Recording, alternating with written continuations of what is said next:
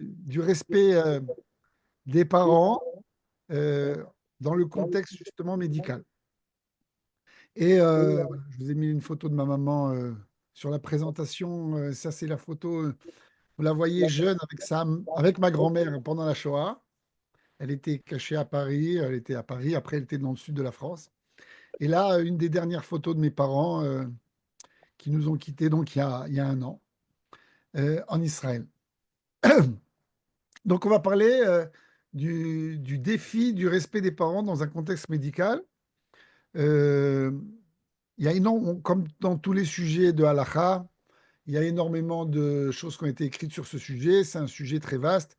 On ne va pas pouvoir passer sur tous les sujets qui sont abordés, mais voilà, on va passer sur une partie. Est-ce que ça enregistre Oui, non, non, je crois que ça enregistre, donc il n'y a pas de problème. C'est ça, ça enregistre, hein, c'est bon? Oui, ça enregistre. Ok, c'est bon. Ok. Donc revenons aux fondamentaux avant de commencer de rentrer dans les détails. Donc on a une mitzvah spéciale, ok, qui va un peu de soi, c'est le respect de ses parents.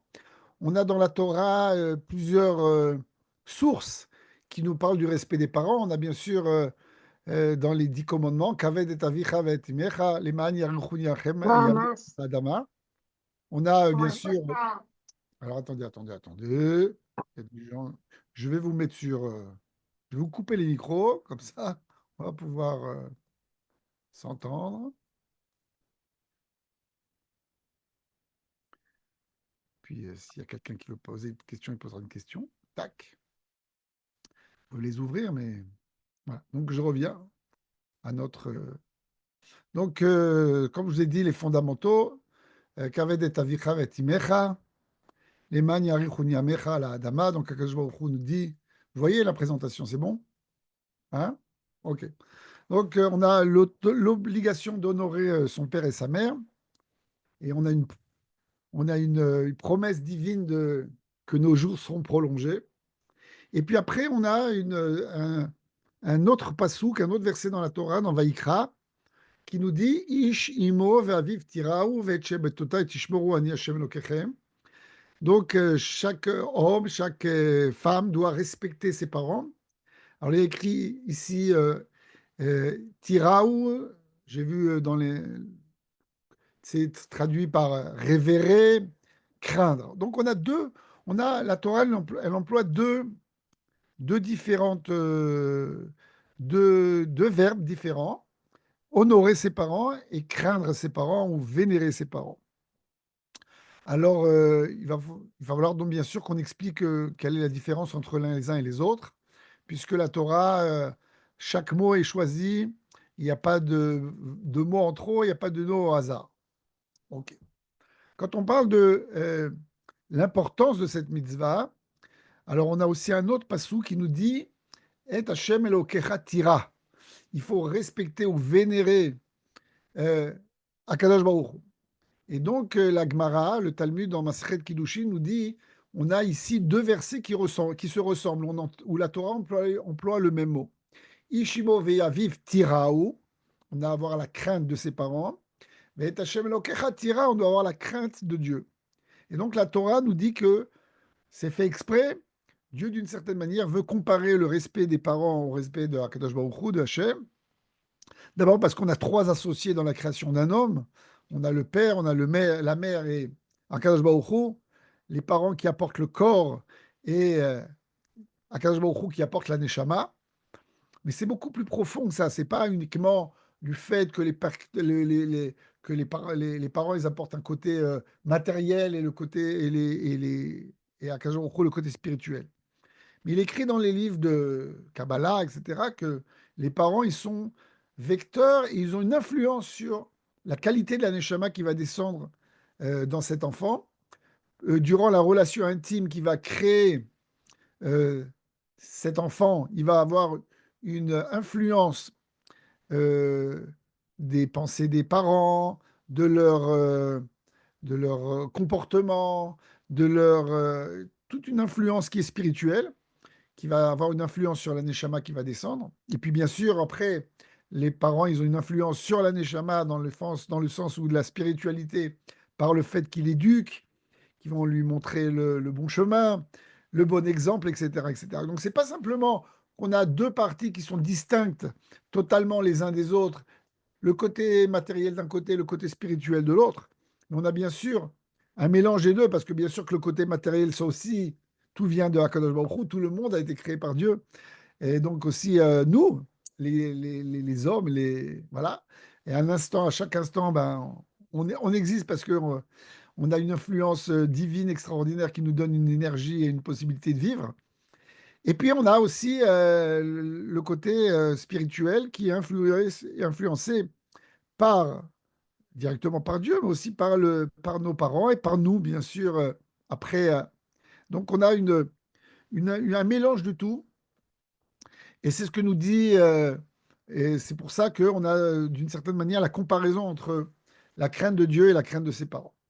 Et puis, il est aussi apporté aussi d'autres idées dans le fait de respecter ses parents et c'est de l'importance de cette mitzvah, c'est que euh, on nous parle de Kfouy Tova.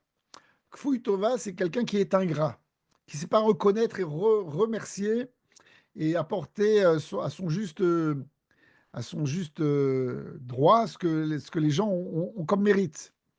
Et donc, en fin de compte, une possibilité de reconnaître la grandeur de Dieu et de le remercier, ça passe d'abord par le fait qu'on doit reconnaître la grandeur et remercier nos parents de nous avoir mis au monde, de nous avoir occupés de nous, de nous avoir accompagnés, et fait grandir, etc.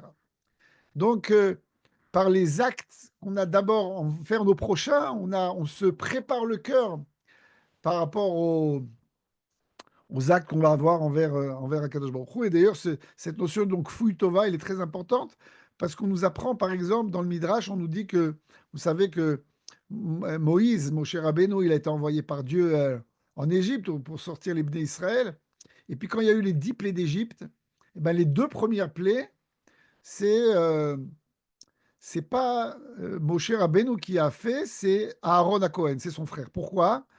Et la première plaie, c'est de rendre le Nil, de faire que le Nil devienne du sang, après de faire sortir les grenouilles, et puis après, le fait de prendre du sable et d'en faire de frapper et d'en faire des kinim, des poux, etc.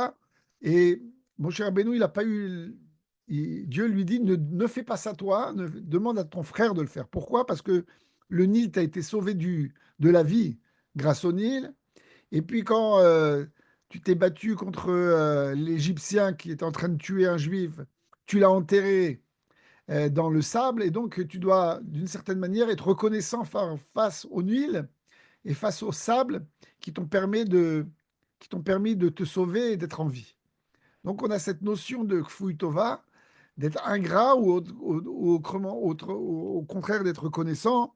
Et donc c'est une des principes majeurs qui nous permet après d'être euh, reconnaissant envers Dieu pour chaque chose qu'il nous fait, chaque chose merveilleuse qu'il nous fait, qui nous donne la vie, qui nous donne à manger, qui nous donne à boire et qui nous donne tout ce qu'on a de merveilleux sur cette terre. Maintenant, il y a une autre notion extraordinaire aussi quand on parle du respect des parents, c'est qu'on parle d'un passage du particulier au collectif. C'est-à-dire que quand on est, je dirais, égoïste, on se retourne vers soi-même, on se recroqueville vers soi-même, on se détourne, on se déconnecte de ce qu'il y a autour de nous, on se déconnecte aussi parfois de sa famille. Et le fait d'être connecté à nos parents, c'est de connecter à nos anciens, connecté à une tradition, à des traditions qui sont peut-être millénaires.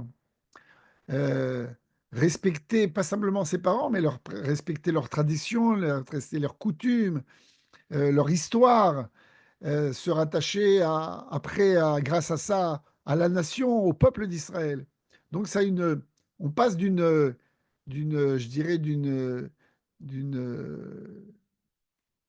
d'un espace personnel à un espace collectif, et ce qui va donner une possibilité à travers ces anciens de se, euh, connecté au passé, et ce qui va donner bien sûr une possibilité après de se projeter dans l'avenir.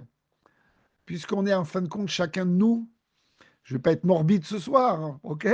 Mais on est ça, chacun de nous, un maillon dans une chaîne extraordinaire qui a commencé avec Abraham Avinu et qui va continuer, mais si Dieu veut, jusqu'à l'éternité. Nous, on est un, un chaînon de plus dans cette chaîne extraordinaire et on doit chacun apporter dans cette chaîne son, son maillon.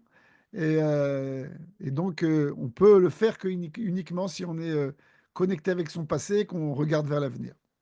Donc, ça symbolise donc le passage d'une conscience personnelle à une conscience et une responsabilité collective. Et ça, je crois que malheureusement aujourd'hui dans le monde, entre autres, c'est ce qu'on voit, ce qui se passe, on en a déjà parlé plusieurs fois, on voit une extinction des populations, surtout occidentales, de personnes qui, d'un côté, ne veulent plus se marier et ne veulent pas avoir d'enfants, mais qui aussi se déconnectent de leurs parents, de leur famille. Et on parle de gens qui vivent dans la solitude, de personnes âgées dans la solitude. Et c'est ce qu'il y a de pire qui peut y avoir pour une personne d'un certain âge, de se déconnecter totalement et de dépérir tout seul. Et au point de vue cognitif, et au point de vue sentimental, etc., etc. Donc, euh, on a ici, je dirais, la clé euh, d'une possibilité de créer quelque chose de merveilleux. Quand nos enfants et nos petits-enfants voient nos grands-parents, etc., c'est toute une richesse, bien sûr, et toute une conscience qu'on n'est pas simplement des gens, des individuels, mais qu'on est un collectif au niveau de la famille, et puis après un collectif au niveau du peuple d'Israël. Et vous savez que souvent on entend dans les radios françaises ou d'autres pays que je ne comprends pas, donc mais je me dis ce qu'ils disent la même chose, ils disent, ouais, les Juifs, ils sont solidaires. Alors quand ils parlent des Juifs qui sont solidaires, ça, parfois, ils l'utilisent avec une connotation péjorative en disant il y a certainement, ils font des trucs entre eux, etc., etc. Mais nous, on voit ça comme quelque chose d'extraordinaire. Oui, on est solidaire.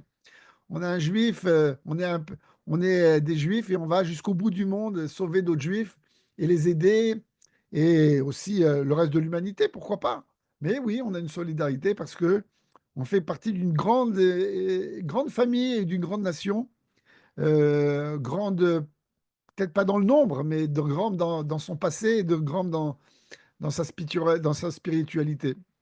Donc voilà, ça passe, c'est comme aider son prochain comme ça en soi-même, aider l'humanité, ça passe d'abord par sa femme et ses enfants. Voilà, pareil, aider, aimer toute l'histoire de l'humanité, ça passe aussi par d'abord respecter ses parents, respecter les traditions et se projeter dans l'avenir.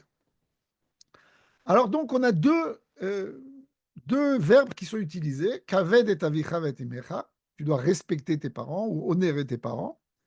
Et puis on a tiraou. Ish veimo vaviv tiraou. On doit. Donc on a deux notions en hébreu. On a le kibud avahem ou le kavod et on a la ira, la crainte. Et alors, nous dit le Talmud que c'est deux choses tout à fait différentes. C'est comme s'il y avait deux aspects dans la même mitzvah. Un aspect de crainte et un aspect de respect. Il nous dit donc le Talmud dans la Masechet Kiddushin, dans le traité de Kiddushin, Ezeu Mora, Vezeu Kibud. Quelle est la différence entre le verbe Mora et le verbe Kibud? Verano, ils ont répondu, les Chachamim, Mora, lo omed bimkomo. Amiuchad lo. Il n'a pas le droit de s'asseoir ou se mettre debout à l'endroit où son père se met, ou sa mère se met. Velo Yoshev Bimkomo, s'il a une place fixe autour de la table, ben, il n'a pas le droit de se mettre à sa place, à sa chaise, de s'asseoir sur sa chaise. Velo Soter et Dvarav, il n'a pas le droit de le contredire. Et Ve Kibud, qu'est-ce que c'est par contre le Kibud, le Kavod? C'est de l'aider dans tout ce que le père ou la mère ont besoin. Bien sûr, on parle du père et de la mère, hein. De tout ce que le père ont besoin, les aider, de leur apporter à manger, de les nourrir, de leur apporter à boire. Et s'il y a besoin, de les vêtir, de les couvrir, de les faire entrer, de les faire sortir. Donc on parle d'une aide qui est très très matérielle et basique, des besoins vitaux de la vie. Alors, euh, nous dit le Rambam dans le Pirouche Mishnayot sur cette Mishnah, parce que c'est une Mishnah, nous dit que la Mishnah nous apporte simplement des exemples, mais ça peut être tout à fait aussi d'autres aspects de la vie. Et bien sûr, un traitement médical aussi, s'occuper de nos parents lorsqu'ils sont âgés, et puis les aider et les couvrir et leur apporter leurs médicaments quand ils en ont besoin, etc., etc. Tout ce qu'il peut y avoir d'aspects médicaux, puisque c'est dans cet espace qu'on on va parler ce soir. Et puis, bien sûr, ne pas les dénigrer, ne pas se moquer d'eux, ne pas, etc., etc. Alors, bien sûr, il y a des règles là-dedans. Mais d'une manière extraordinaire, on peut dire que voilà, on est plus ou moins tous en train de respecter toutes ces mitzvot. Et si on a encore nos parents, et on a aussi une mitzvah de respecter nos parents après 120 ans, ne pas les dénigrer et dire du bien d'eux et se rappeler d'eux, bien sûr. Et puis de transmettre à nos enfants, à nos petits-enfants, leur héritage. C'est bien sûr, ça fait partie aussi du kiboud, du respect qu'on a envers nos parents. Et nous dit la Gemara que il faut justement leur donner à boire, leur donner à manger, leur donner de quoi se vêtir, etc. Mais avec patience et avec gentillesse.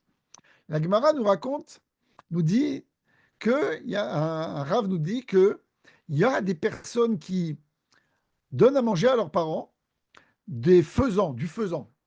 Ok, donc ah, ça coûte très très cher, c'est quelque chose de très festif, quelque chose de très rare, etc.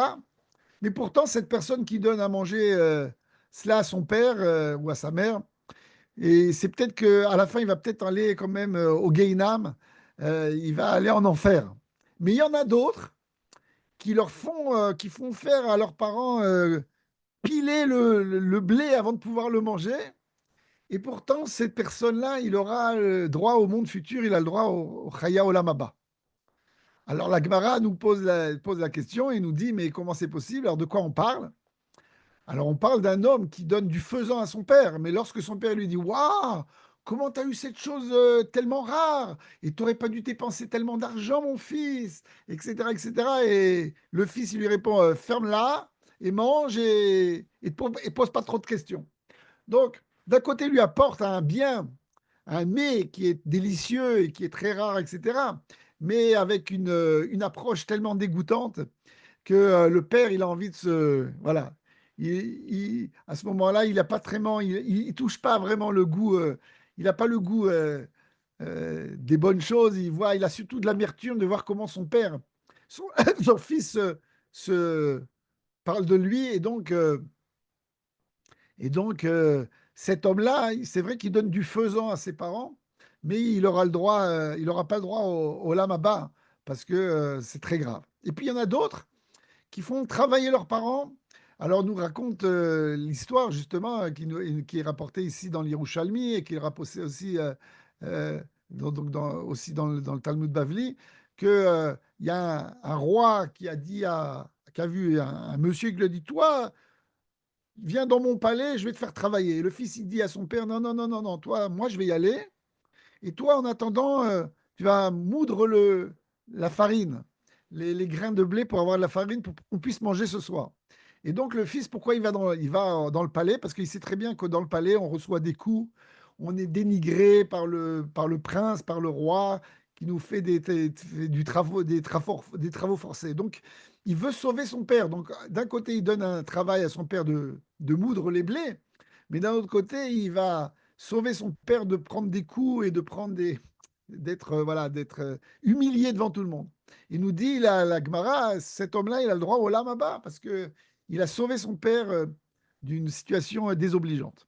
Donc on voit encore une fois que là, on nous parle de la patience qu'on doit avoir envers nos anciens, la gentillesse, du sourire qu'on doit leur apporter, d'avoir de l'attention et pas de dire, bon voilà, il faut manger, alors il n'y a pas le choix, alors bon, il n'y a pas le choix, bon, il faut manger, mange et tais-toi et nous casse pas la tête. Donc, ouais, je sais que c'est pas facile, je sais que c'est difficile même, dans certaines situations. Mais c'est ce que nous dit la Gemara. D'ailleurs, alors je ne sais pas si c'est écrit, il y a une histoire connue, mais je ne sais pas si c'est écrit quelque part. Vous connaissez certainement cette histoire qui est écrite dans les livres de Chassidoute, etc. Mais est-ce que ça vient d'un Midrash? Je ne me rappelle pas, mais ça vient me sauter dans l'esprit. Donc, je ne peux pas vous dire tout de suite la source comme ça, mais dont un, un père euh, euh, qui apporte, qui dit à son fils, euh, qui dit à son fils, va dans la cave là-bas, il y a une vieille couverture toute pourrie, toute miteuse, et amène-la à grand-père parce qu'il a froid, amène-lui ça. Et donc le fils, il va dans la cave, il cherche cette couverture toute miteuse, il l'amène à son grand-père. Et quand il rentre à la maison, il prend une couverture chez lui qui est toute belle et toute propre, et il commence à la découper en petits morceaux. Alors son père s'énerve, il lui dit, mais qu'est-ce que tu fais? Qu'est-ce que tu fais? Il dit, bah, je suis en train de préparer la couverture qu'il y aura pour toi quand toi, tu seras vieux. Donc, on voit que on voit encore que c'est d'abord l'image qu'on apporte à ses pas l'image qu'on a par rapport à nos enfants de ce qu'on fait par rapport à nos parents et nos grands-parents et comment on les respecte, etc. Ça, je sais que c'est pas uniquement, ça aura une projection peut-être sur malheureusement sur les prochaines générations, comment eux ils s'occuperont de nous. Et donc, je dis pas que c'est pour ça qu'on doit s'occuper bien de nos parents et de la patience et de la gentillesse, bien sûr que non.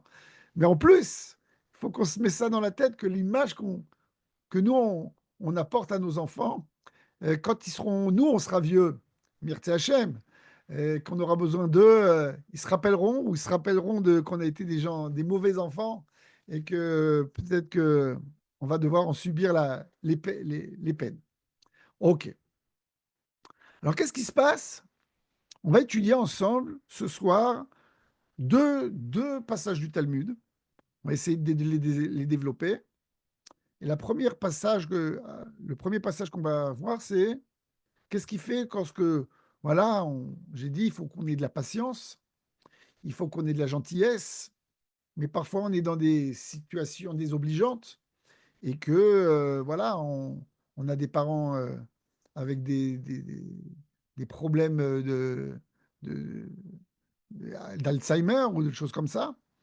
Alors, parfois, les parents sont très dociles et très sympathiques, mais ils peuvent devenir très violents et très difficiles.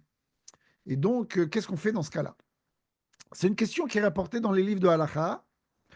Et vous savez que parce qu'on vit de plus en plus long, la longévité grandit, c'est une question qui est de plus en plus, je dirais, aujourd'hui d'actualité, parce que, voilà, d'abord, il y a peut-être plus de personnes avec des maladies qui se réveillent au niveau du cerveau, et puis parce qu'il y a on vit de plus en plus vieux. Alors, qu'est-ce qu'on fait dans un cas pareil? Est-ce qu'on doit confier nos parents à des aides-soignants, à les mettre dans une maison de retraite? Est-ce que si c'est un problème déjà plus complexe, les mettre un endroit médicalisé? Ou bien qu'on doit tout faire pour que ce soit nous qui continuons à nous occuper de nos parents, malgré les difficultés que ça peut nous entraîner parce que on n'est pas, on est dans, on est dans des cas de parfois il y a de l'hostilité, de la violence, alors je vous préviens tout de suite, mes parents n'étaient pas du tout pas comme ça, ils étaient très dociles, très sympathiques, et je dirais que même avec l'âge, ça allait de plus en mieux. Ma maman, qui était une femme robuste et qui avait toujours son mot à dire, mais plus elle vieillissait, plus elle était gentille, et plus toute la journée elle disait merci, merci, merci. D'ailleurs, on a retrouvé des papiers où elle écrivait tout le temps, parce qu'elle ne savait plus tellement écrire. Mes parents sont décédés, maman avait 92 ans. Alors, mais elle écrivait tout le temps merci, merci, merci. On a trouvé des feuilles où il y a écrit 50 fois merci sur la feuille. Et puis, dès qu'on sortait, on allait se balader, elle voyait une fleur, elle disait, oh, regarde, qu'est-ce que c'est beau! Et regarde cet immeuble, et regarde cette voiture, et qu'est-ce que c'est beau! Et regarde cet oiseau! Et c'était tout le temps. Elle était ébahie devant la beauté du monde et de la nature. Et dès qu'on lui donnait quelque chose à manger, ah, qu'est-ce que c'est bon, qu'est-ce que vous êtes gentil. Et, bon. Et même si ces derniers mois, etc., elle ne savait pas exactement qui j'étais, mais tout le temps, elle me disait, je sais que tu es gentil, je sais, je sais. Et voilà. Donc, c'est pas parce qu'on étudie ce sujet-là que je, je dis que j'ai vécu cela. Baruch Hashem, j'ai pas vécu cela. Mais bon, alors on revient donc à notre histoire. La Gemara dans Masechet Kiddushin nous raconte une histoire un peu difficile. Nous parle de Ravasi, qui était donc en Babylonie, et il avait une mère qui était très âgée. Et cette maman a commencé à lui demander à avoir des désirs. Elle lui a demandé, est-ce que tu peux m'apporter des beaux bijoux? Et il lui a apporté des beaux bijoux. Voilà, il a fait ce que sa mère lui a demandé. Après, il lui a dit, j'aimerais que tu me trouves un mari, parce que je veux me remarier. Et il lui a dit, d'accord, je vais t'en chercher un. Mais bon, je ne sais pas s'il était tellement, disons, actif dans ce truc-là, mais il n'a pas voulu contredire sa maman. Il lui a dit, d'accord, tu veux te marier, on va en chercher. Et puis tout après, sa mère lui a dit, non, mais je veux pas un vieux grabataire, je veux un beau comme toi, ok, qui est aussi beau comme toi, etc., etc. Et là, donc Ravasi a pris conscience que sa maman perdait la boule et il savait pas quoi faire parce que d'un côté, il a l'obligation de respecter sa mère. Il a on a dit que quand les parents ils ont des besoins, on doit respecter leurs besoins et leur apporter ce qu'ils ont besoin. Mais là, il est dans l'incapacité de réaliser le vœu de sa mère. Et donc, il ne savait pas exactement quoi faire. Et il a quitté Israël, il a quitté la Babylonie et il est parti en Eretz Israël. Donc, il a quitté sa mère. Et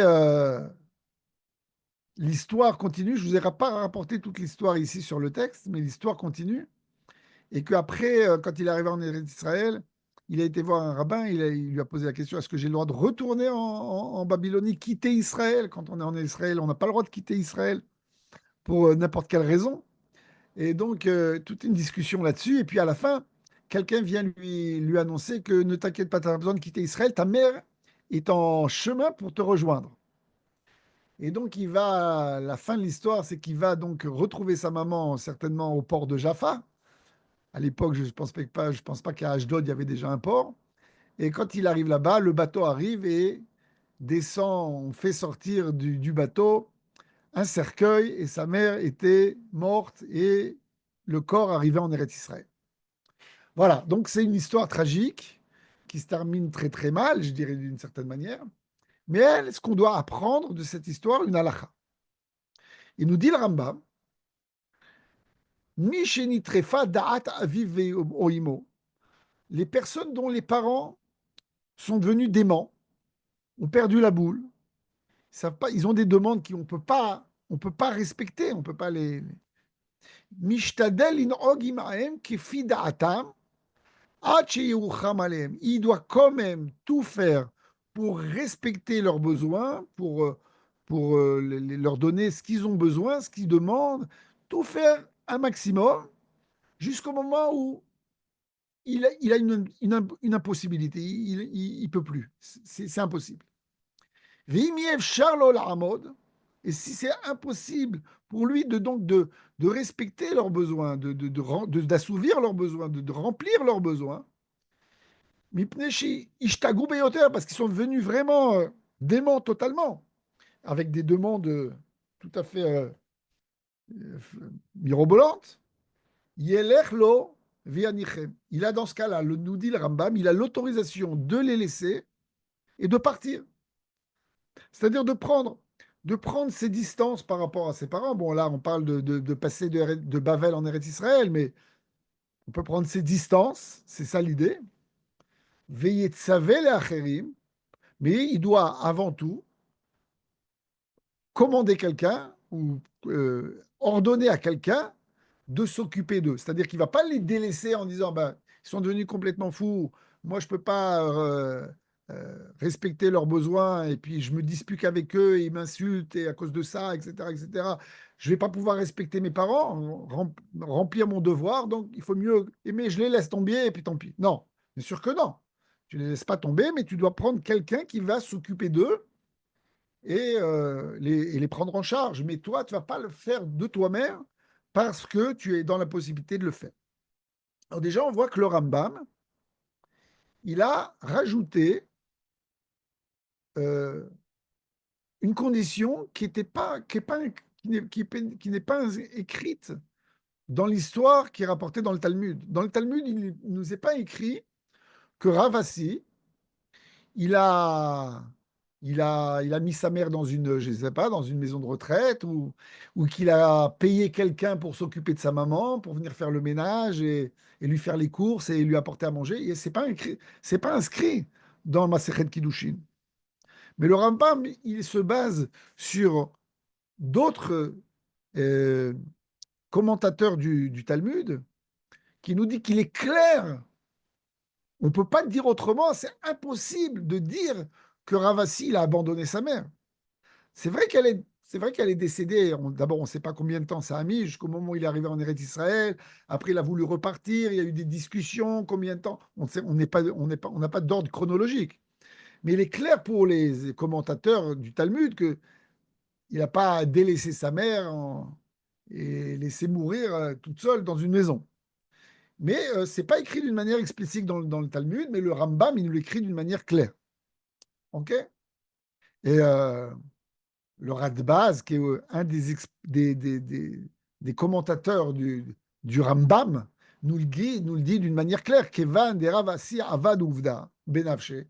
Vechiniach ve'alach lo. Et la vadaï tziva et achirim. Il dit comment c'est possible. D'un côté, on voit que on peut apprendre de cette histoire de Ravasi, on peut apprendre une halakha.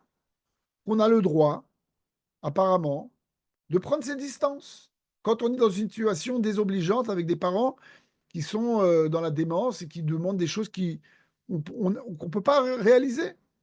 Mais nous dit le Radbaz, c'est clair que d'un côté, on apprend de cette histoire, mais d'un autre côté, c'est clair que c'est pas possible qu'il a délaissé sa mère c'est quelque chose d'impensable, puisque on a l'obligation des choses minimales, vitales, de donner à boire, de donner à manger, de couvrir. C'est clair que cette obligation, on est obligé de la réaliser quoi qu'il en soit, quoi quelle est la situation. Simplement, on n'a pas la possibilité, nous, de le faire. Pour pas se mettre en porte-à-feu, on demande à quelqu'un d'autre de le faire à notre place.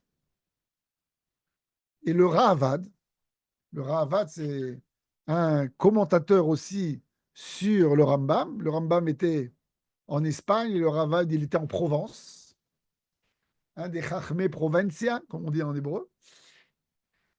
Et il va contre le Rambam, il dit non, non, non, non, non, non, on peut pas. Qui t'a dit qu'on doit apprendre de cette Gemara? Justement, cette Gemara, ce passage du Talmud, il est là pour justement qu'on n'apprend pas de cela, puisque ça s'est terminé par une fin tragique. Et justement, de la fin tragique de ce qui s'est passé, tu dois apprendre qu'il ne faut pas se comporter comme Ravasi. Au contraire, parce que tu peux pas, si toi-même, en tant que fils, c'est aussi pour les filles, hein, c'est pareil, en tant que fils, tu n'as pas la possibilité de t'occuper de tes parents, alors que tu as de l'amour et de l'empathie, etc. Alors, si tu demandes à quelqu'un d'étranger de le faire, c'est encore moins, il y a encore moins de chances qu'ils vont vraiment réaliser tous les besoins de tes parents. Donc vient le Rahavad, et il dit non, non, non, non, non, non, il faut absolument pas apprendre de cette histoire. Et donc il est préférable qu'un enfant, et c'est peut-être même obligatoire selon cette histoire-là, de s'occuper de ses parents lorsqu'ils sont vraiment dans une situation difficile. Alors on ne parle pas, bien sûr, de pikuach nefesh. Si on n'est pas capable de s'occuper de ses parents et que si on les laisse à la maison, on s'occupe d'eux, on ne peut pas leur donner leurs médicaments, leurs perfusions, s'ils ont besoin de soins médicaux et qu'à cause de ça, ils vont dépérir à la maison, c'est clair que c'est non, puisque pikuach nefesh, il est au-dessus de tout. Mais là, on ne parle pas de situation de pikuach nefesh. On parle de situation de la vie de tous les jours et peut-être aussi une vie médicalisée, mais qui nous demande donc de le faire. Et on a ici un commentateur sur le tour, qui s'appelle le Bach Habayit Hadash, il dit Ve'ani omer da'at haravad i de'ai ema lo nitrefa da'ata ela zkena ita. ולפי שלא היה יכול להשתדל לה, בעל כרצונה הלך ממנה, כדי שלא יעבור יותר על מה שתרצה. אבל מי שנדחפה דעתו, שצריך שמירה יתרה, אין הדעת נותנת שיניחם וילך לו. Lui, il dit, si la personne, elle est vraiment âgée, et que simplement elle a besoin d'une aide, alors tu peux déléguer cette aide à une autre personne. Mais si vraiment la personne, elle est devenue, elle est démente totalement, et que c'est dangereux de la laisser toute seule, même de la laisser avec quelqu'un, parce qu'elle peut, voilà, quitter la maison, traverser la rue, se retrouver, se faire écraser, etc., etc. Il est impossible de penser que qu'on va laisser ses parents comme ça. דכיוון שאינו מצווה לקיים ציוויים ואינו ירא מעונש, בעברו על ציוויים שהרי אין להם דעת. D'un autre côté, il dit, d'un autre côté, t'as pas besoin de te détourner. À partir du moment où tes parents sont dans cette situation, qui est une situation très désobligeante, même si tu réalises pas leur désir, c'est pas une avéra, c'est pas un interdit de la Torah. Parce que l'interdit de la Torah, c'est d'assouvir, de remplir leurs besoins de base, leur apporter à manger, leur apporter à boire, les couvrir, leur mettre du chauffage, voilà, les aider, etc., etc. Mais si tout d'un coup ton père ou ta mère sont devenus fous et qui dit voilà, je veux être le président de la République et je veux que tu fasses. Bah, j'ai pas une obligation, il nous dit le bar, de réaliser ces besoins qui sont déments.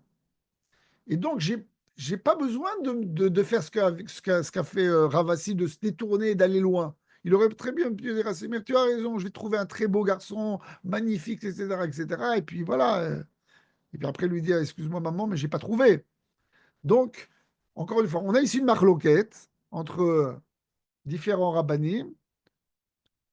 Euh, est-ce qu'on doit réaliser, est-ce qu'il est préférable, ou est-ce que c'est une obligation de prendre ça sur soi en tant qu'enfant, ou est-ce que on peut déléguer ça à une personne, donc à une autre personne. Alors encore une fois, vous allez me dire, oui, mais attends, on travaille, mais on est occupé, etc., etc. Donc bien sûr, tout ça, c'est pris en compte dans la halakha. Je ne vais pas rentrer dans tous ces détails-là. Par exemple, la halakha nous dit que tout ce qu'on a parlé jusqu'à maintenant, du fait qu'on doit lui donner à manger, l'aider, le nourrir, lui donner à boire, le vêtir, etc., c'est pas aux frais des enfants, c'est aux frais des parents. OK? On a une obligation ilchatique de prendre du temps pour nos parents. On ne peut pas dire j'ai pas le temps, je travaille, j'ai pas le temps pour toi. Non, le temps, on est obligé de le prendre.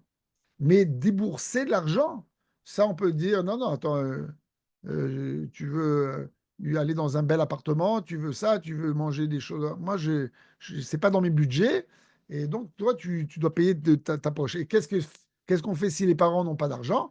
Alors là, c'est déjà din tzedaka. Alors, on est obligé de débourser pour faire la tzedaka. Mais c'est déjà plus. C'est d'un côté le kiboud, c'est le fait de prendre du temps et de mettre de l'énergie et de s'occuper de nos parents comme il faut. Et s'ils n'ont pas les moyens on débourse de l'argent de notre poche, alors c'est de din tzedaka. Mais de din tzedaka, on n'est pas obligé de donner de la tzedaka, des steaks et des entrecôtes tous les jours. On peut très bien donner ce qui est le juste milieu et le besoin qu'on a besoin. OK. Alors, les maaseh, la halacha, les poskim de nos jours nous disent que la halakha, elle est comme le Rambam. C'est-à-dire qu'on a le droit, oui, on peut apprendre de cette histoire de Ravasi que c'est une halakha, et oui, on a le droit de déléguer euh, les actes qu'on aurait dû remplir si on est occupé ou si vraiment on a le sentiment qu'on est incapable de les réaliser parce que justement, par exemple, euh, si on fait ça, on va se crier les uns sur les autres, on va être dans des situations difficiles, etc., etc. Par exemple, il y a des gens qui sont, à cause d'une certaine démence, de Alzheimer, etc., ils deviennent agressifs, je vous dis par exemple, pour prendre la douche. Donc, il faut absolument pas que ce soit nous qui rentrions dans cette situation. Il faut dans ce cas-là demander un auxiliaire de vie, ou en Israël, on a aussi des Philippines et des gens du Népal, etc., etc., et cetera, et leur demander de déléguer cela, parce que justement, si on est obligé d'une certaine manière, de forcer les choses, pour se doucher, et que ça devient désobligeant, nous, on doit, en tant que enfant, essayer d'éviter cela, justement, d'abord psychologiquement, et pour nous, parce que bien sûr, on ne veut pas devenir agressif par rapport à nos parents, bien sûr. Et puis aussi parce que on a une possibilité de le faire, que la halakha nous donne une possibilité de le faire, et que dans ce cas-là, il est bien sûr préférable de le faire, et c'est même, je dirais, une obligation. Ok.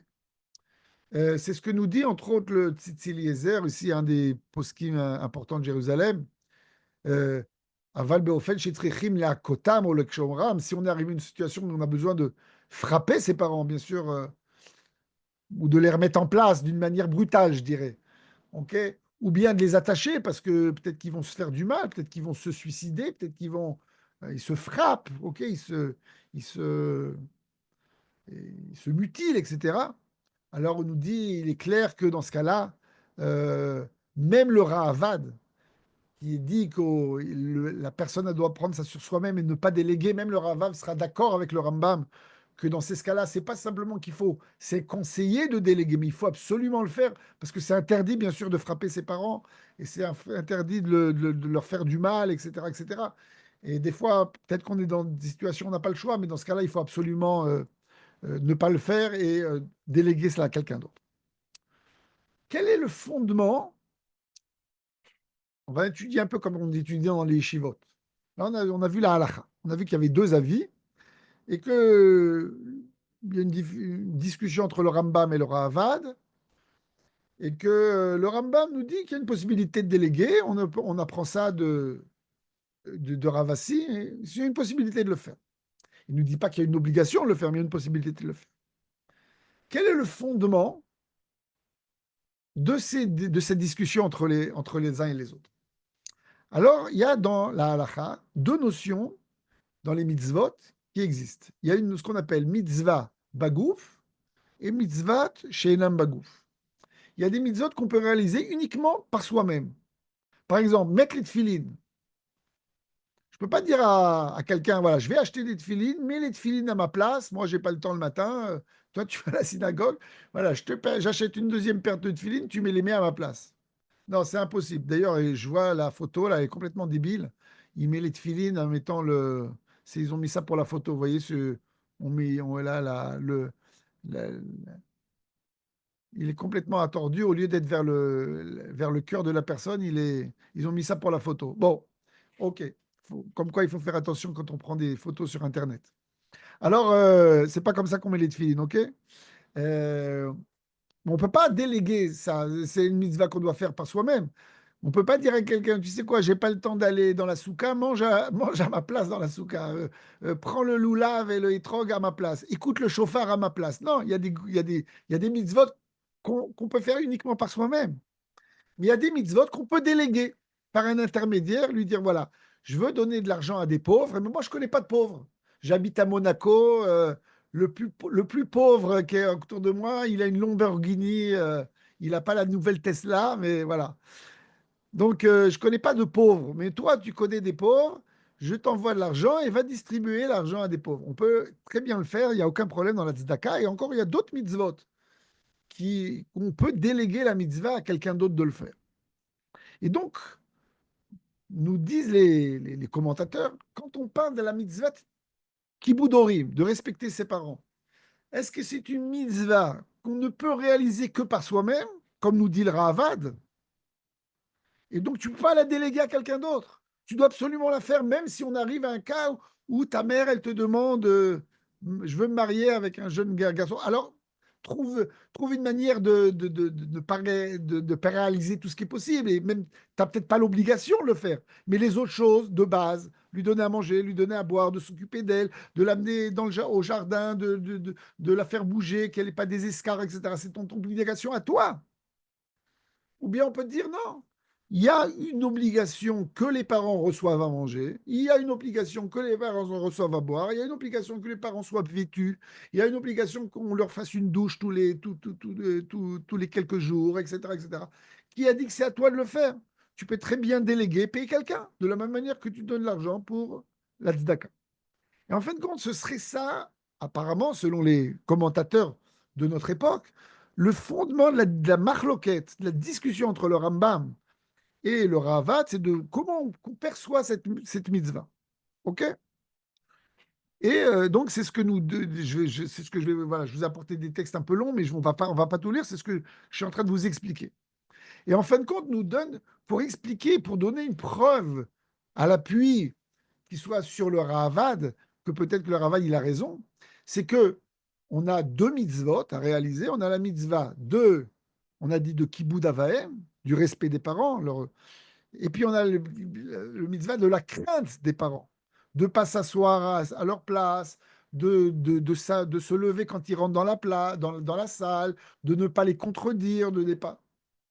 C'est clair que cette mitzvah de Yira, Ish et avi veimo tira, où tu dois craindre tes parents, tu ne peux pas le déléguer, ça.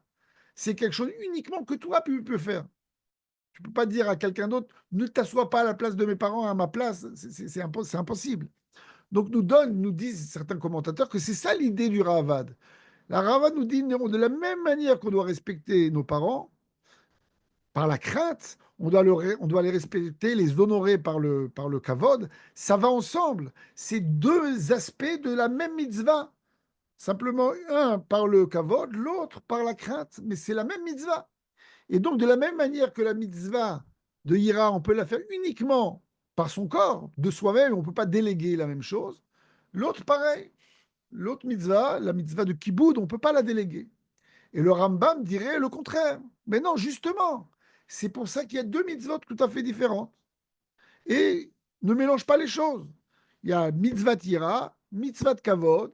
La mitzvah tira, c'est clair que c'est uniquement par le corps de la personne en elle-même et de sa manière dont il parle avec ses parents, la manière dont il réagit, etc., etc. Et puis il y a une autre mitzvah, des besoins de base que quelqu'un a besoin, de ne pas les délaisser, de ne pas laisser mourir de faim, de soif et de leur donner tout ce qu'ils ont besoin avec le plus grand sourire possible, mais tu peux demander à quelqu'un à la place de toi de le faire. C'est vrai. C'est clair que même le Rambam, il pense que c'est préférable que ce soit une personne qui le fasse de soi-même, c'est clair. Il est préférable aussi de le faire avec le sourire et de danser avec sa maman et de chanter avec son papa, c'est clair. Mais si tu n'as pas la possibilité, et si tu dois, tu as une possibilité, tu as les moyens, tu peux tout à fait déléguer. Si tu n'as pas les moyens, tu es obligé de le faire de toi-même, ça c'est clair. Mais si tu as les moyens, tu peux déléguer ça en payant quelqu'un qui le fasse. Alors, les aliments, c'est aux frais de tes parents. Mais le fait que tu as pris une personne pour s'occuper d'eux et que tu ne l'as pas fait à ta place, qui a dit que c'est à leurs frais? Peut-être que c'est à tes frais. Enfin, c'est quelque chose qu'il faudrait vérifier, je ne sais pas. OK.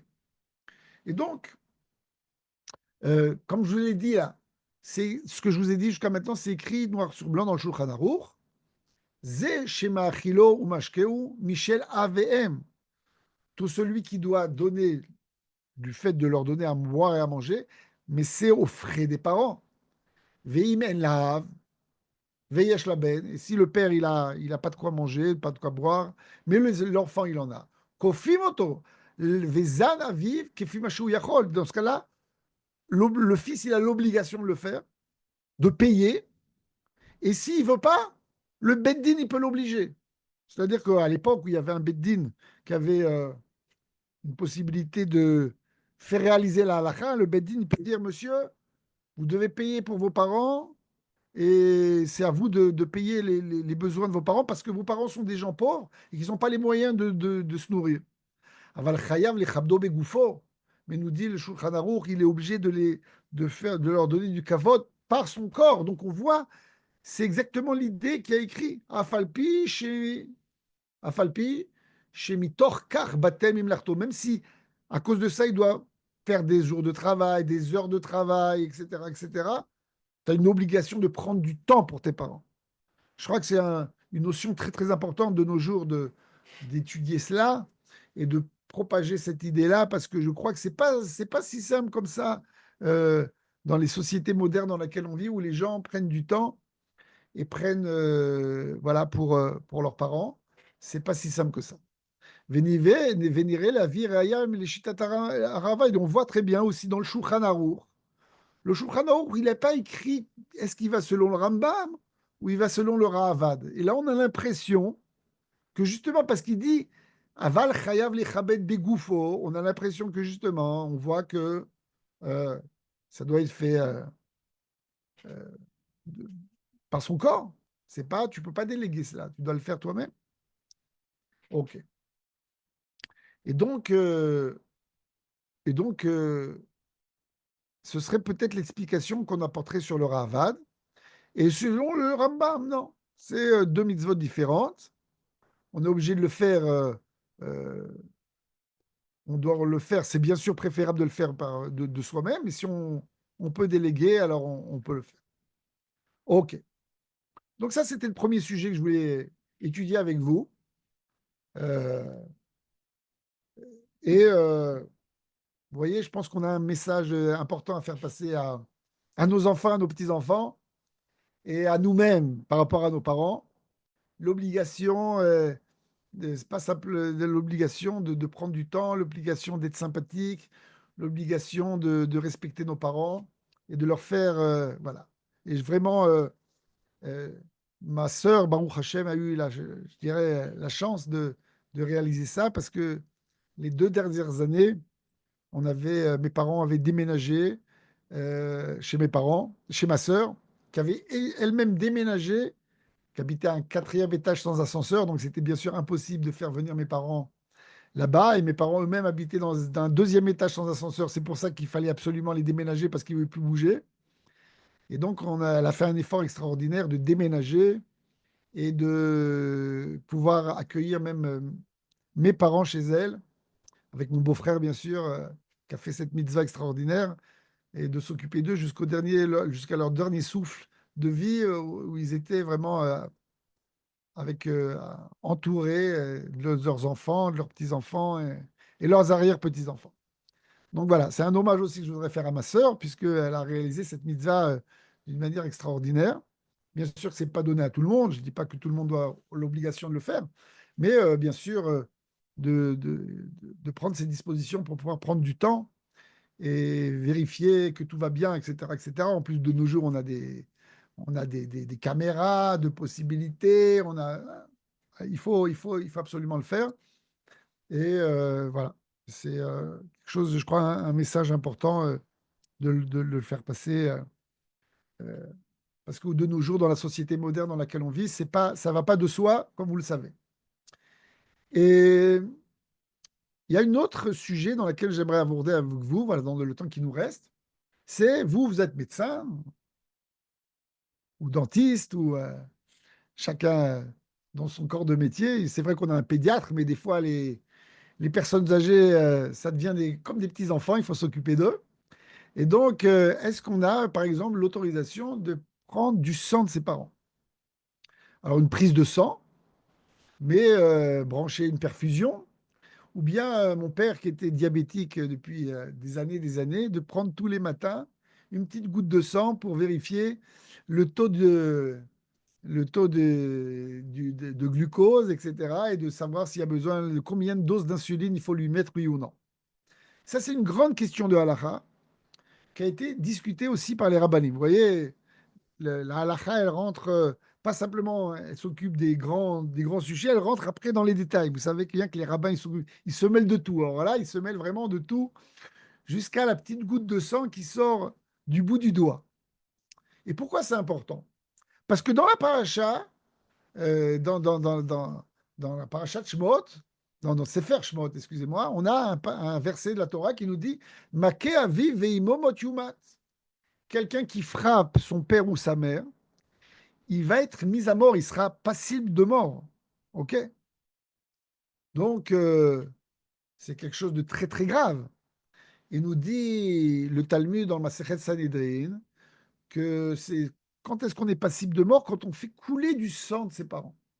C'est-à-dire que si on les frappe à tel point il y a du sang qui va couler, c'est à ce moment-là qu'on sera passible de mort. Si on les frappe et qu'il n'y a pas de sang qui coule, c'est pas que c'est permis. C'est interdit et c'est très très grave, mais on ne va pas jusqu'à la sentence de mort. Mais sinon, ça peut aller même jusqu'à la sentence de mort. Bien sûr, vous savez très bien, dans la halakha, avant qu'il y ait une sentence de mort, il faut qu'il y ait un sanhédrin, il faut c'est pratiquement impossible qu'une personne soit passible de mort. Mais dans l'esprit, ça montre la gravité de la chose. C'est quelque chose de très très très très grave de frapper ses parents et de leur faire couler du sang. Et nous pose la Gemara, dans cette même Gemara, dans Sanhédrin. Alors, qu'est-ce qu'on fait?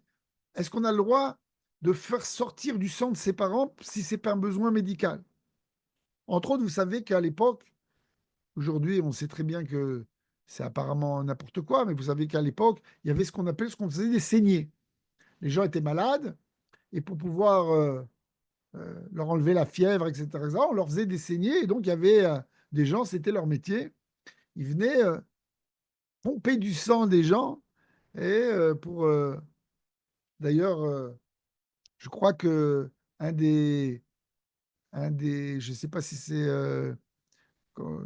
un des présidents américains, il en est mort. Ok, il ne croyait pas du tout en la médecine moderne. Il voulait toujours qu'on lui fasse des saignées. À la fin, il en est mort. Donc, vous voyez, ça marche pas apparemment, cette histoire. Mais, donc, il y a cette. Est-ce qu'on a le droit de faire des saignées à ses parents? Et donc, c'est ce que nous pose la question, la Gemara, dans Masechet Sanhedrin. Ibaya Leo, Ben Maouchi Yakis Dam le Aviv. Est-ce qu'un homme, il a le droit de faire couler du sang de son père? Mais encore une fois, c'est pour un besoin médical. Et nous dit Rav Matna, un rabbin de l'époque donc babylonienne, Amar ve'aftalera chakamocha. Il a écrit aime ton prochain comme toi-même. Alors, qu'est-ce que ça veut dire aime ton prochain comme toi-même? Ça veut dire de la même. Vous savez très bien que vous connaissez toute l'histoire de la personne qui veut se convertir au judaïsme et qui va voir Hillel et qui lui dit quel est le. Apprends-moi la Torah le temps que je reste Mhm. sur un pied. Et Hillel lui dit le principe principal de la Torah, c'est aime ton prochain comme toi-même, V'afta l'eracha kamocha. Et il lui traduit ça ne fais pas à ton prochain ce que tu voudrais pas qu'on te fasse à toi-même. Alta selechavecha machesanu alecha. Ne fais pas à ton prochain ce qui est détestable à tes yeux. Ça veut dire quoi? Ça veut dire que si une personne est malade et qu'elle pense que pour pouvoir se guérir, elle veut qu'on lui fasse une saignée, dans ce cas-là, tu as le droit de faire une saignée à la personne, puisque ce que tu n'as pas le droit de faire, c'est quelque chose qu'il déteste, quelque chose qu'il ne veut pas qu'on lui fasse. Mais si c'est lui qui te demande, mon fils, prends-moi du sang, et sauve-moi ou enlève-moi la douleur, etc. Dans ce cas-là, selon Rav Matna, on comprend, c'est comme ça que Rashi explique ce passage. Donc on a tout à fait le droit, c'est pas simplement que c'est pas interdit, mais on a fait tout le droit, on fait même une mitzvah. On fait la mitzvah de Vaftalera Chakor Mocha, de prendre du sang pour ou de faire de faire un traitement médical, même si ça fait couler du sang. La Gemara continue, nous rapporte d'une deuxième idée. Rav Dimi bar Chanina Amar, Make Adam ou Make Behema. On a un passou qui nous fait, ça c'est un passou qui était dans notre parachat de cette semaine. Ok? Dans cette parachat de cette semaine qui vient de se découler hier, c'était est mort. Il y a écrit Make Behema Meshalem, et Make Adam Chayav Mita. Une personne qui frappe un animal et qui lui fait un dommage, il doit payer des dommages, ok? Et quelqu'un qui frappe une personne et qui la tue, il est passible de mort. Donc on voit qu'il y a dans le même passouk, dans le même verset, il y a comment ça s'appelle? On nous fait un parallélisme entre frapper un animal et frapper une personne. Il nous dit donc, pareil, si on frappe un animal, pas on le frappe, on le soigne.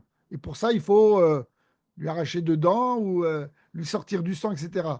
C'est tout à fait autorisé. Donc pareil, si on frappe une personne, on doit pas frapper, mais lui faire couler du sang, lui arracher une dent, lui couper un doigt, etc., pour lui sauver la vie, Pas pour lui sauver la vie, parce que pour lui sauver la vie, c'est clair que c'est toujours autorisé. Puis quoi, Nefesh, ça c'est clair. Mais c'est pas sauver la vie. Mais c'est un traitement médical, mais c'est pour lui soulager de la douleur, etc. C'est autorisé. Donc on voit ici deux rabbins qui nous donnent deux sources différentes, mais de là ils apprennent qu'on a le droit de prendre du sang de son père, de sa mère, de faire un traitement médical, même si ça provoque une douleur, même si ça fait couler du sang. Le problème, c'est la suite de cette Gemara. La Gemara continue et nous raconte encore une fois une histoire que Rav, un des plus grands rabbins en Babylonie, Rosh Yeshiva, etc., il donnait pas l'autorisation à son fils de lui enlever, de lui sortir quand il avait, je ne sais pas pourquoi, ben, il a eu ça, mais il avait des échardes dans les doigts et il fallait prendre une petite aiguille et triturer le doigt pour enlever l'écharde. Il n'a pas donné l'autorisation à son fils de le faire. Et on a un autre rabbin, Mar Bered Ravina, Mar, qui est le fils de Ravina. Il n'a pas donné l'autorisation à son fils. Il avait des brûlures. Il avait apparemment des cloques avec du pu et avec il n'a pas donné l'autorisation à son fils de lui nettoyer, de lui enlever le pu des cloques, etc., etc. Ils ont délégué, ils ont demandé à que quelqu'un d'autre le fasse, mais pas mes enfants. Et pourquoi? Parce que nous dit la Gemara, ils avaient peur du fait que c'est Shgigat Issour. Parce que si le fils il fait plus qu'il en faut, ou il se trompe, il donne pas le bon médicament, ou bien il fait une erreur et il prend un peu plus, si on lui a dit il faut prendre un petit peu de sang, il en prend un peu plus, dans ce cas-là, il va faire un Issour, il va faire une Avera. Et dans ce cas, et pour ça, ils voulaient préserver Rav et Rav Marberet et Ravina, ils voulaient préserver leurs enfants de faire une Avera, même si c'est pas une Avera intentionnée, c'est quelque chose de non intentionné, mais quand même, ils voulaient leur préserver de faire ça. Alors la Gemara, elle dit, elle pose la question, bon d'accord, alors dans ce cas-là, personne ne devrait se faire soigner. Parce que si une personne, elle va se faire soigner, toujours il y a quelqu'un qui peut, par erreur, lui donner le bon mauvais médicament, par erreur lui donner de prendre plus de sang qu'il y a besoin, par erreur de lui faire saigner un endroit où il n'y avait pas besoin.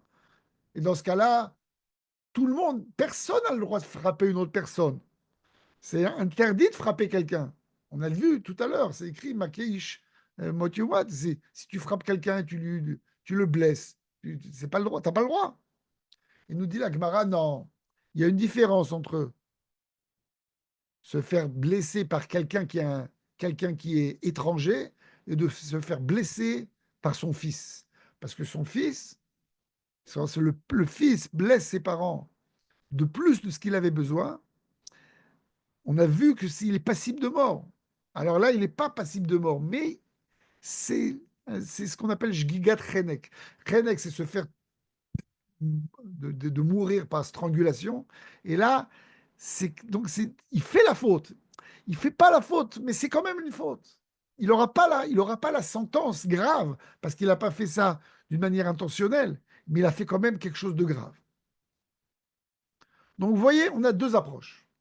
On a une question, est-ce qu'un médecin peut sortir du sang de ses parents s'il y a besoin de faire une saignée ou lui arracher des dents ou lui enlever des pansements parce que et ça va lui faire couler du sang, etc. Ou prendre une goutte de sang pour vérifier, ou bien lui mettre une perfusion et rentrer dans la veine.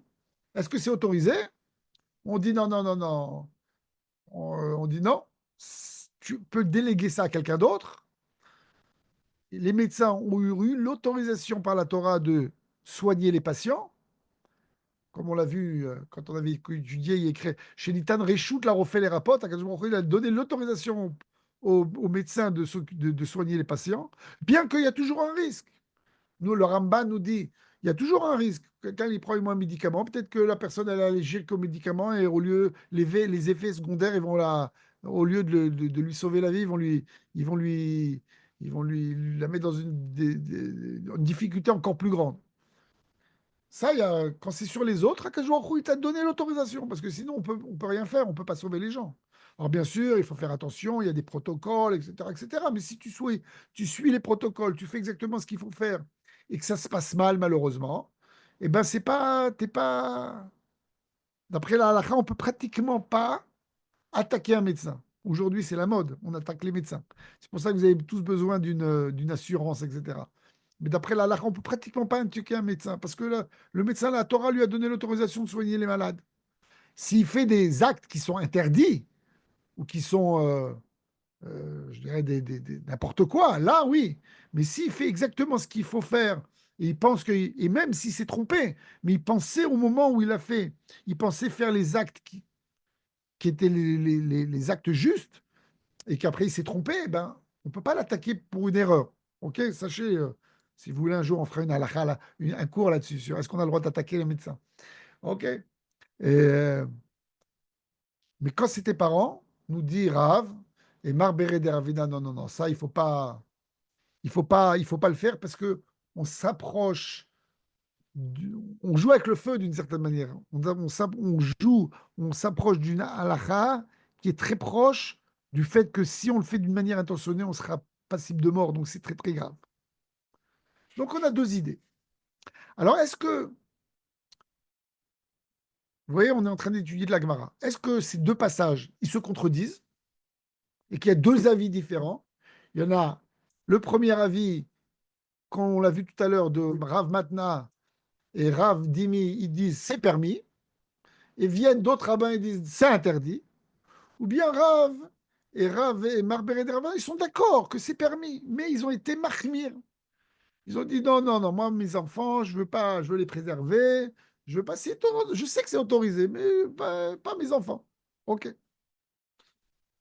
Lorsqu'on regarde les halachot, comment est-ce que les commentateurs du Talmud, ils ont étudié cette Gemara et comment ils ont décidé, ils ont décidé quelle serait la halacha. On a deux rabbins qui s'appellent le Rif et le Roche. Le Rif, il était, comme vous le savez, il était en Algérie. Et le Roche, il était en France et il s'est sauvé en Espagne parce qu'on a voulu le tuer. Et c'est des grands piliers de la halakha. Eux, ils considèrent que c'est deux avis tout à fait différents qui sont rapportés dans la Gemara. Ceux qui permettent et que ceux qui interdisent. Et comme la Gemara l'a terminé par l'interdiction, ça veut dire que c'est ça la halakha. Il faut interdire absolument aux enfants de s'occuper de leurs parents si ça fait sortir du sang, si ça leur fait des douleurs, etc., etc. Il faut absolument pas le faire. Ça, c'est l'opinion du Rif et du Roche. Et par contre, le Rambam, qui était lui-même médecin, comme vous le savez, eh ben, il était, attendez, je vais relire ce qu'il écrit le Rambam. המקיז דם לאביו, או שהיה רופא וחתך לו בשר או איבר, פטור. ואף על פי שהוא פטור, לכתחילה לא יעשה. ואפילו לא להוציא סלון. במה דברים אמורים? בשיש אחר לעשות. אבל אם אין אחר שיעשה, והמצטערים, הרי זה מקיז. Nous dit le Rambam, לכתחילה, a priori, il est préférable que ce ne soit pas les parents qui s'occupent, les enfants qui s'occupent de leurs parents au point de vue médical. Surtout si ça fait sortir du sang, si surtout ça leur fait des douleurs. Mais c'est uniquement s'il n'y a pas une autre personne, c'est uniquement s'il y a une autre personne qui va s'en occuper. Mais s'il n'y a pas d'autres personnes qui sont présentes et que c'est lui qui est là, il a le droit de s'occuper de ses parents. Il n'est pas obligé maintenant de téléphoner et de faire venir une infirmière. Il n'est pas obligé de téléphoner et de faire venir un médecin. Il n'est pas obligé de téléphoner et de faire venir une auxiliaire de vie. Il peut s'en occuper. S'ils ne sont pas présents, s'il n'y a personne qui est présent, s'il y a une autre personne qui est présente, il est préférable qu'il s'en occupe pas. Donc, il lui considère que la position de Rav et de Marberet de Ravina, c'était pour préserver leurs enfants de faire une avéra qui est grave. Mais s'il n'y a pas d'autre possibilité, eux-mêmes, c'était en fin de compte une choumra. Ils savaient que c'était autorisé. Mais pour le Rif et pour le Roche, non, non, non, c'est vraiment une discussion ilchatique. Et si une personne elle se retrouve, elle est médecin, elle doit appeler une infirmière, elle doit appeler un autre médecin, elle doit appeler une auxiliaire de vie pour s'occuper, pour faire des actes qui sont des actes médicaux qui peuvent provoquer de sortir du sang. Donc on a deux manières de voir les choses au point de vue de la halakha. Je peux vous dire que moi, personnellement, quand j'étais avec mon papa, euh, on faisait, on était avec mes parents et chaque Shabbat, on allait, un des enfants allait passer Shabbat avec mes parents et s'il y avait une autre personne qui était présente avec moi pour vérifier justement combien il fallait d'insuline pour mon papa, etc., je demandais que ce soit une autre personne qui le fasse et que ce soit pas moi qui le fasse pour éviter justement de faire cet acte-là. Et quand j'étais tout seul, alors dans ce cas-là, je le fais parce que, nous dit le Rambam, s'il y a d'autres personnes, pas d'autres personnes qui ne sont pas là, on a le droit de le faire. Mais c'est uniquement l'opinion du Rambam. Le Rif et le Roche, ils auraient dit non, non, non, non, va chercher quelqu'un, va chercher un voisin, va chercher quelqu'un d'autre. Toi, tu n'as pas le droit de le faire. C'est tout à fait interdit. OK. Pour continuer, on doit bientôt, on a encore un quart d'heure devant nous, donc on va avancer. Euh, nous dit le Shulchan Aruch. Qu'est-ce qui possède le Shulchan Aruch, Rabbi Yosef Karo, qui est pour nous le codex de loi le plus important. Aya kotz tachouv le'aviv, si le père il a à l'intérieur de lui une épingle, une aiguille, une écharde, etc. Lo yatzienu. Le fils, il n'a pas le droit de sortir cette écharde-là. Shema yavo la sod bo chavura, parce que tu vas prendre une petite aiguille, tu vas commencer à triturer, à sortir, tu vas lui faire sortir du sang, peut-être. Et comme il y a un risque de lui faire sortir du sang, tu n'as pas le droit de le faire. Vechen imumakis dam, pareil, si le fils, c'est quelqu'un qui est un seigneur, je ne sais pas si on fait des saignées, Orofé, où tu es médecin, loya kisdam leaviv, veloya chtochlo eva, t'as pas le droit de lui faire une opération, de lui couper un membre, etc. Afalpi, shemit kafen, les bien que tu penses que c'est pour le bien de ton père, pour le bien de ta mère. Tu penses pas lui faire du mal. Si tu penses lui faire du mal, c'est sûr que c'est interdit. Mais bien que tu penses faire du bien, le dit le Shulchan Aruch, tu as interdit. Donc on voit qu'apparemment que le Shulchan Aruch, il est possèque comme le Rif et comme le Roche. Il ne permet pas au fils ou à la fille de s'occuper de la maman ou du papa s'il y a un risque de faire couler du sang ou de lui faire des douleurs qui sont... OK. Et vient là-dessus le Rama. Vous savez que dans le Shulchan Aruch, il y a des annotations du Rama qui est Rabbi Moshe Isserlich, qui était de la même époque de Rabbi Yosef Karo, mais lui, il était de Pologne. Et il a vu le livre de Rabbi Yosef Karo, il a rajouté ces annotations qui sont les halachot pour les Ashkénazes. Bemad varim amurim. Il reprend les paroles du Shulchan Aruch, il dit quand est-ce que le Shulchan Aruch il nous dit que c'est interdit totalement de s'occuper de ses parents? Sheyesh sham acher la asot, lorsqu'il y a une autre personne qui est présente qui peut s'en occuper. Avalimen sham acher la asot veu mitztaer. Mais s'il n'y a pas d'autres personnes qui sont présentes et que les parents souffrent, Areu maziko, makizo, vechoterlo, il a le droit de faire des saignées, il a le droit de lui couper un membre même, kefima ou la asot, selon ce qu'on lui donne l'autorisation de faire, encore une fois, parce qu'on ne peut pas faire n'importe quoi quand on est médecin. Il y a des protocoles, il y a des autorisations qui viennent du ministère de la Santé. Ce que tu as le droit de faire, tu le fais. Ce que tu n'as pas le droit de le faire, parce que tu n'es pas compétent, parce que tu peux faire des dégâts, dans ce cas-là, tu ne dois pas le faire. A priori pour tout le monde, mais a fortiori avec tes parents. Donc, qu'est-ce qu'on voit?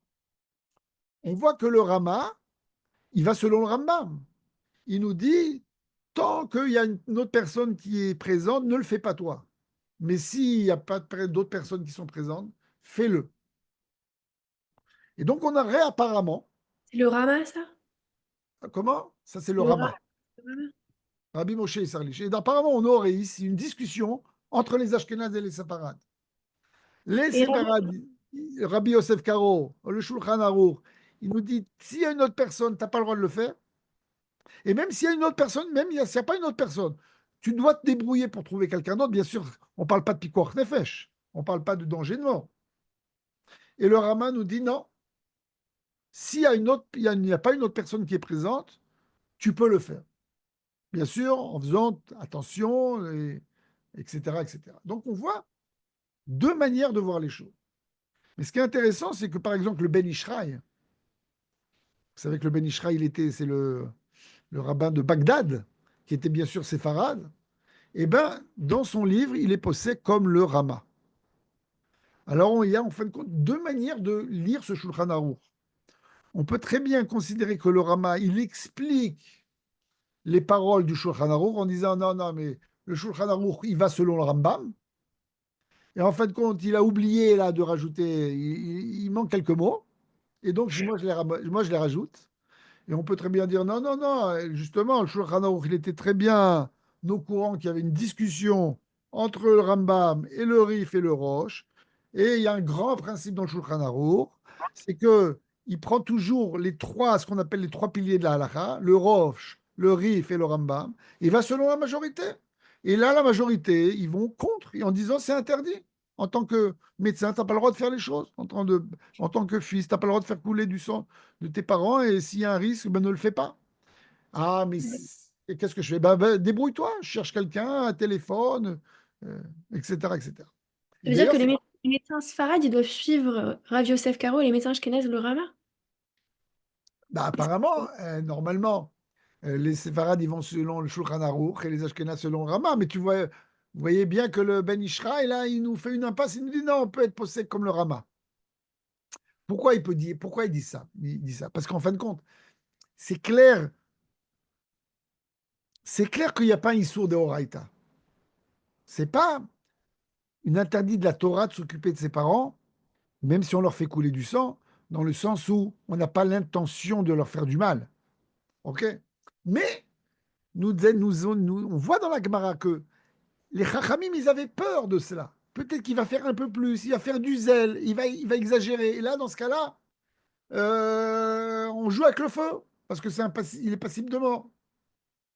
Dans le Yalkut Yosef, donc le Yalkut Yosef, c'est le Rav Yitzhak Yosef, l'ancien grand rabbin d'Israël, ils se sont il est parti à la retraite là, il y a quelques mois. Le fils du Rav Ovadia Yosef, lui, il va selon le Shulchan Aruch d'une manière pure. Bon, on va lire ces paroles. Ve'im hayat tzorech lakachat dam mi'aviv lebdika, ve'aben rofé, en laben lotzida. Si le fils, si les médecins, il doit sortir du sang de son père, il ne doit pas le faire. Afilou ima abam mochel, même si le père, il est d'accord. Le père dit, mais si, prends-moi du sang, mon fils, vas-y, vas-y. Non, non, non. Lui dit le Yalkut Yosef, non, ça va contre le Shulchan Aruch. Vechen ima yale aviv kod betzaro, même si le père, il a une aiguille dans la chair. Oh, ket shelvora, ou bien il a été piqué par une abeille. Le Yotzienu, le fils, il ne doit pas le faire. Il ne doit pas sortir l'aiguille, le chat, le dard, etc. Shema Yavola, Sotlo Bchabura, peut-être qu'il va lui sortir du sang. Et c'est très, très, très grave de sortir du sang de son père. Même si c'est pas, t'as pas l'intention de lui faire du mal, c'est pas grave. On voit que la Gemara, elle est très mahmir là-dessus. Au moins, les deux rabbinim qu'on a vus à la fin. Vechen imaya av rotzelit romdam. Si le père, il veut donner du sang, ok, dans une banque de sang, et que le fils, il est médecin, et ben il peut pas dire, bon, bah, papa, tu sais quoi, c'est moi je travaille à Mada, je suis mitnadev à Mada, et ben à Mada, on prend du sang, ouais, dans Magen David Adom, chaque endroit, tout le temps, il y a des nouveaux endroits où ils prennent du sang, ils vont dans des communautés, ils disent, voilà, ce soir, à 10 heures du soir, venez à la synagogue, on va prendre du sang, tout ça pour les hôpitaux en Israël, pour les chayalim, etc. C'est tout le temps, tout le temps, tout le temps. Nous, chez moi, dans le village où j'habite, tous les 3 mois, ils sont là et ils nous font un appel, venez donner du sang pour les chayalim, pour les hôpitaux, pour les accidents, etc. Chas v'chalila. C'est un acte qui est très fait d'une manière naturelle en Israël. Tout le monde, pas tout le monde, mais une grande partie des gens le font. Mais c'est ton fils maintenant qui va te prendre du sang. T'as pas le droit là. Tu dis non, non, toi, tu peux pas me prendre du sang. Amène un copain à toi, amène un collègue. Non. Vechel lo yartoch lo hever. Et si le fils il est chirurgien, le père et le fils il est chirurgien, il n'a pas le droit de faire une opération à son père. Afin qu'il chaven les refoua, mais que le fils il veut faire tout pour le bien de son père. Veyesh omri. Et nous rapporte le Yalkut Yosef. Il nous dit, mais il y a quand même. Voilà, ça c'est la halakha. Mais il y en a qui disent. Donc il rapporte quand même les paroles du Rama. Shimen Shamacher, s'il n'y a vraiment personne d'autre, Mutar la ben letapel be'aviv af im motzi dam. Même s'il va sortir du sang, il aurait le droit de le faire. Vechen da'at harama, c'est le rama. Avar les dina, mais selon la halacha, yesh le'achmir beze. Il faut être mahmir. En tant que juif séfarade qui allons selon le Shulchan Aruch, on est mahmir. Verra que chez En Shum Efsharut, il n'y a aucune autre possibilité. Dans ce cas-là, il y a une autre possibilité. On ne va pas laisser son père souffrir. C'est vrai que c'est pas Picor Nefesh, parce que si c'est Picor Nefesh, c'est sûr qu'on a le droit. Mais là, c'est pas Picor Nefesh. On voit vraiment la personne souffrir. Il y a quand même le Ben Ishraï, il y a quand même le Rama, il y a quand même le Rambam. Il est clair que c'est une Khumra. La personne n'est pas vraiment passible de mort. Alors, dans ce cas-là, on peut le faire. ורק שאין שום אפשרות להשיג רופא אחר, שאז יש לסמוך על המקילים. ועליו אחי, יש לעשות מאמץ, mais sinon, si on a une possibilité, il faut faire un effort. Il faut téléphoner, il faut appeler des gens, il faut faire venir, etc., etc. Et si vraiment on est dans l'impasse, dans ce cas-là, on aura l'autorisation. Et le Rama, il dit non, non, non, non, non. On n'est pas besoin d'attendre, d'être dans l'impasse pour le faire. Vous voyez, donc, on a deux manières de voir les choses et deux manières je ne sais pas si vous êtes des gens chirurgiens là, etc., etc. Voilà, donc vous voyez. Mais il y a quand même des cas. Donc c'est sûr que qu'est-ce que c'est que s'il y a. Alors venez, on va essayer d'expliquer les paroles du Rama. Qu'est-ce qu'il dit, la Rama, s'il dit s'il n'y a personne d'autre? S'il n'y a personne d'autre, alors d'abord, c'est clair, d'après tous les rabbinim, c'est préférable que ce ne soit pas le fils qui s'occupe de son père. Ça, c'est clair. Mais si, ou de sa mère, pareil, hein, ok, fille, fils, machin.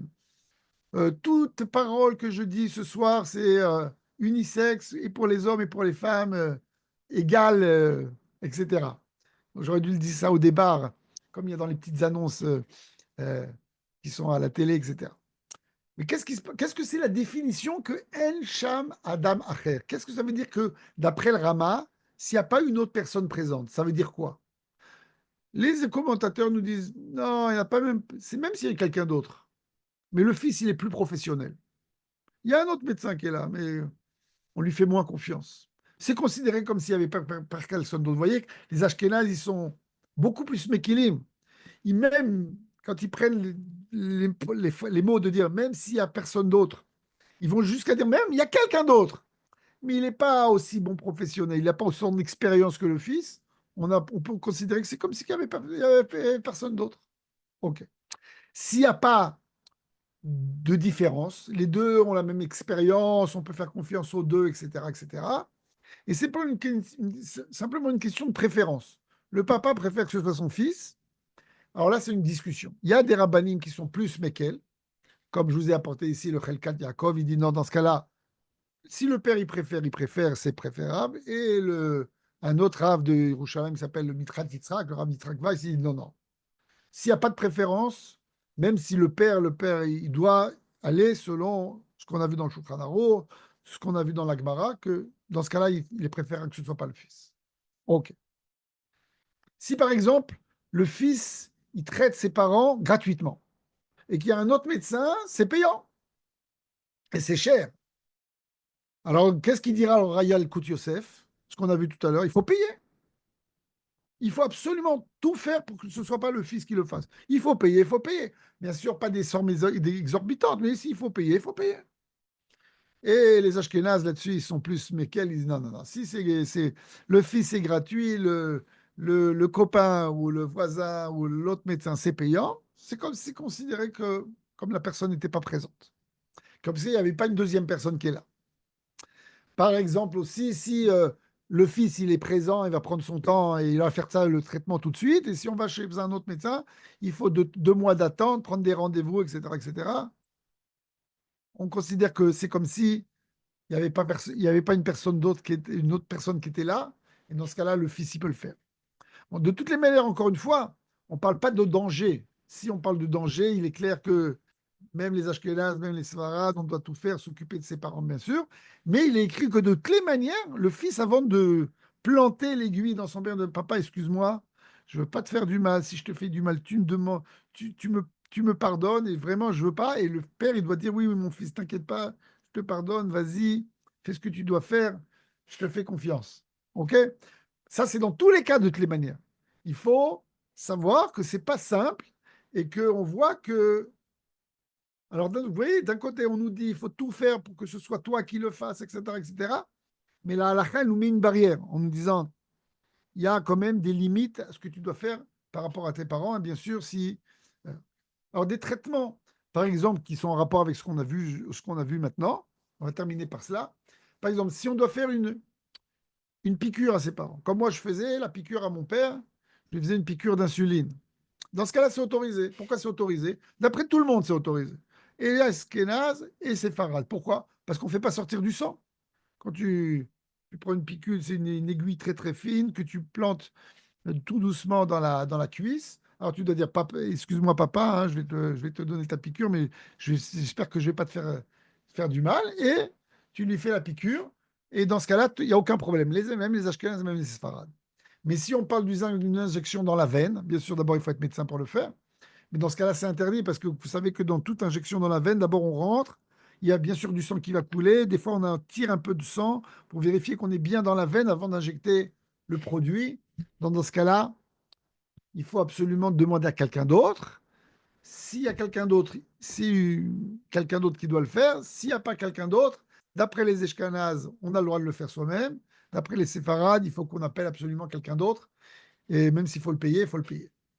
Poser un cathéter, par exemple pour une perfusion intraveineuse, pareil, parce qu'on doit rentrer dans la veine. Mais une fois que le cathéter il est présent et qu'on a simplement un petit bouchon à déboucher et mettre le tuyau de la solution de sérum physiologique ou je ne sais pas comment on appelle ça, des solutions physiologiques, etc. Dans ce cas-là, c'est autorisé parce que on va pas faire couler du sang.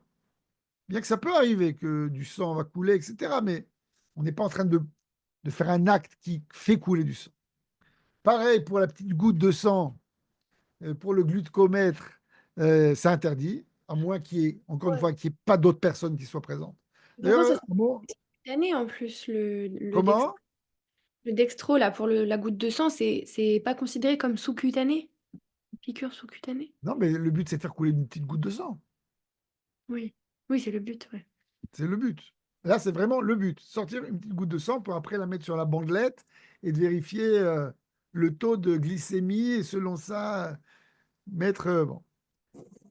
Je me doute que ça va, c'est en train de disparaître ce genre de truc parce que maintenant les gens ils ont des, des trucs collés sur la peau, ils mettent leur portable et le portable ils vérifient et ils savent directement. Vous connaissez bien que de nos jours on est avec des nouvelles technologies, mais c'est pas encore rentré, chez- pas chez tout le monde. Ok. Pareil, euh, faire une- prendre du sang pour quelqu'un d'autre, ok. Pour autrui, ce que je voulais dire, c'était faire un don de sang, ok. Pareil. Changer les pansements, alors ça va dépendre. Si c'est un pansement qui va pas faire couler du sang, alors il n'y a pas de problème. Mais si c'est des pansements sur des plaies et en arrachant les pansements, on va faire couler du sang, etc., il va falloir demander à quelqu'un d'autre de le faire. Euh, euh, Bien sûr, et encore une fois, si on n'a pas d'autres personnes, pour les Ashkenazes, ce sera permis. Et pour les séfarades, il va falloir faire un effort et trouver quelqu'un d'autre. Donc, vous voyez, c'est un sujet de halara qui est dans le cœur de ce que je voulais parler au début, donc du respect des parents, du kibbud avaim par rapport au traitement des médicaux. Alors voilà.